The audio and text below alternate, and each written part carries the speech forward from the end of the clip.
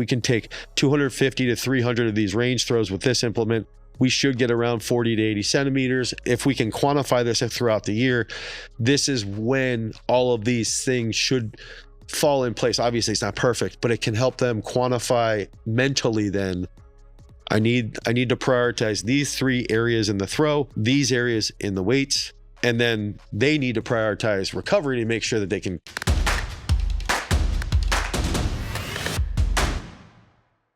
Our one shot putter, who's one of my best Americans, and he's like a guy that he's like this, I'd call him like a journeyman shot putter. Like if you ever, I don't know if you follow boxing or anything in the past, but I relate him to Mickey Ward of boxing, who had all these great fights with Arturo Gatti back in like the mid 2000s. And his name's Taman. He's that scrappy kid he's going to have his day. It'll happen because it's just not, he just works so hard, but, and dials things in, but he's just not as talented, but it's coming. He's thrown really well this past year. And I think he's about to explode, but he did it his first day. And he's like, I got to 6. I got the set of 6 and I only got 5. And then on the back one, the second one, cause they go through the cycle twice. I got to 5 and then I died. This is stupid. But it's like, yo, give it 8 weeks. Yeah. By the end of the 8 weeks, they're going to be smacking this. And I think like that's my priority right now, while I also periodize what we do in the circle. So we're doing, like, I periodize the way the week is laid out in the circle, plus what we do in the gym. And then that you know, going back to the weekly split, we've got that, I call it athlete day. Athlete day, they'll clean a little bit heavier, but then everything else is plyometric based, and we're just doing like more hops based, lower intensity jumps and stuff like that. Now, with the example of that athlete you're speaking about, the first thing that came to my mind is this is somebody that longevity matters a lot. Right? Because if he doesn't have the physical attributes, he needs to be in it longer than everybody else. He has to outlast. It's a war people. of attrition. Well, it's a different type of.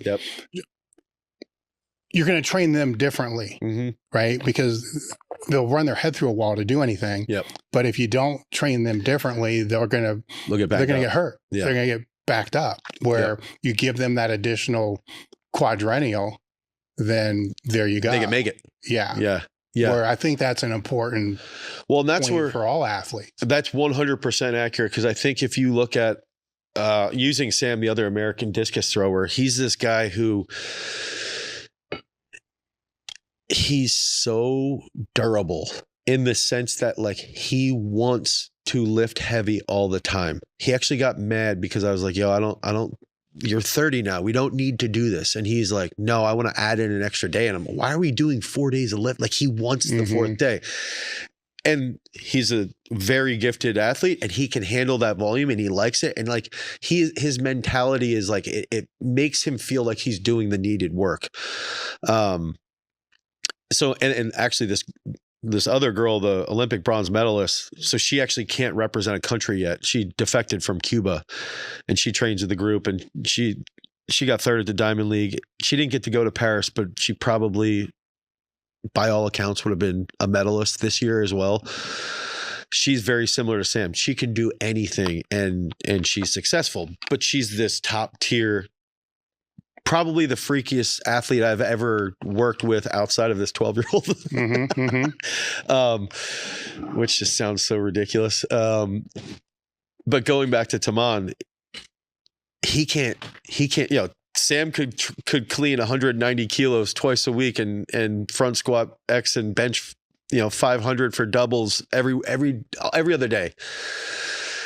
Taman would see 160 on one day on the clean and be like, dude, this is too heavy. Like, because he's not as talented in the twitch, like, but he does have what I would refer to for wrestling is like that mat strength, where the kid might not be the best in the weight room, but on the mat, he can manipulate people really well. He has mat strength. Taman has that version of throwing strength, circle strength, whatever you want to call it.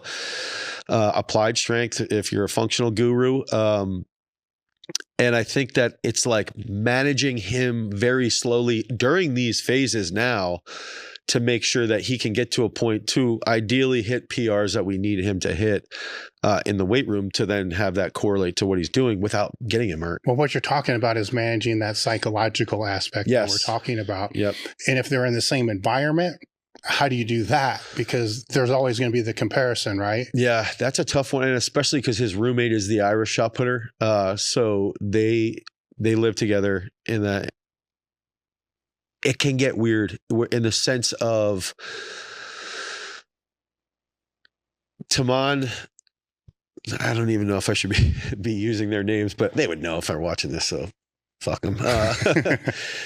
He's pretty good at recognizing he's all that matters to him in his training. But at the same time, when he sees the other shot putter or he sees, now the thing with Sam is that Sam just is the guy that just does what he wants to do. Not in a negative sense. Like, it's more so though, there is a competitive edge between Tamand and the other shot putter. And even to a point where there's another American shot putter who's moving into the group. And when I told them who it was, they were like, when's he coming here? Like and that's where it's like trying to be clear with everybody that they are the only person that matters in their training, and they should not be worrying about other people's training. And that also is a skill that will apply to their competitive edge, is that then when they're in competition, they only need to worry about themselves. They don't need to worry about, because in the US, especially in the shot, you've got Ryan Krauser, who could be breaking a world record, Joe Kovacs, who's one of the strongest humans that has ever existed, and he's screaming. And you've got so many freaks in the shot that you won't survive if you're thinking about all these other guys. So I do think it's a skill that in training, by managing that and making sure that I also try to control the weights that's on the bar. I try to specify ahead of time so that some of them have that governor on them. Do they have quantifiable metrics? Yeah. For themselves to be able to know that they're moving in the direction they need to move? Yeah. Essentially all of them. I take a blueprint. And this is one great part about throwing, is that it's such a tight knit world that, and with social media, you can see what other guys are doing. And also when you spend enough time, like at Diamond Leagues, at the Olympics, at the World Championships, when the comps are over, everybody's going out partying, so you get to talk to these other throwers and get to find out their numbers and their distances and implements and stuff. And then you can, like, I have my phone's behind me, but I have on my phone, like, if we're out partying, I'm literally taking notes when I'm asking the other throwers, what are they throwing? How many implements, how many throws a week, blah, blah, blah. And that helps me in the sense of, one, I just want to know what they're doing, but two, I can then almost take that and say, okay, this is Sam's deficiency. This is where we see him in testing. This is where we see him in technique. This is where, when we tested, this is the blueprint we want him to work towards. And these are the quantifiable needs that we need to improve to get him to these numbers, which then should correlate to a specific throw. And when you look at an athlete and you say, okay, Sam's this type of athlete, he can fulfill these levels or these columns to this level.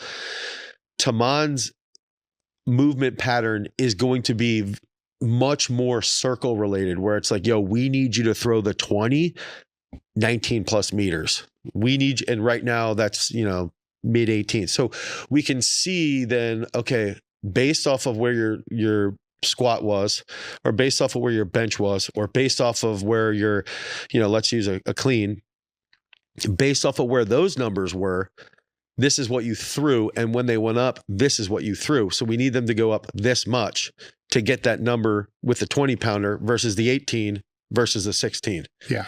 And so then they each have a chart that they know they need to fulfill if they want to throw a specific distance. So the training is a constant process of trying to find indicators that are going to have the dynamic correspondence. Yeah, exactly. Yes. And on top of that, we're even looking at, I try to quantify number of drills versus, so then there's a type of throw called a range throw versus smash mode throws, where you're just throwing as hard as possible.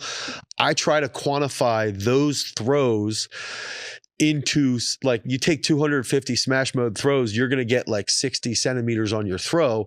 But the problem is, if we're smash mode throwing every single day, you're going to get hurt. So then you look at like drill, throw, like a 4 drill to a 1. It might be 1,000 reps where you get 20 centimeters on your throw, but we need to do that, one, to improve technique and to make sure that we're not exposing you to that injury rate. And then the range throws would be like, okay, here's a specific distance. We need you to land in this distance with this implement 25 times to create technical stability. And that is another form of, okay, if we can take 250 to 300 of these range throws with this implement, we should get around 40 to 80 centimeters. And if we can quantify this throughout the year, this is when all of these things should fall in place. Obviously, it's not perfect, but it can help them quantify mentally. Then I need to prioritize these 3 areas in the throw, these areas in the weights, and then they need to prioritize recovery to make sure that they can continue through. And how much does that help them to avoid that comparison? It helps a lot, because then it's like, all right, well, you know, somebody like Taman doesn't, now he's bench 500 raw, like he's strong, clearly strong. But he's a bitch with cleans. You know, he caught 400 pounds, and he's just like he's probably like the guy that posed that question. He caught 400, stood up like halfway, and then dumps it. And to me, I actually think there's like a mental grind that sometimes he puts on himself. He's like, you know, the fine line of being injured is here, and I'll push it to here. He only pushes it to like here.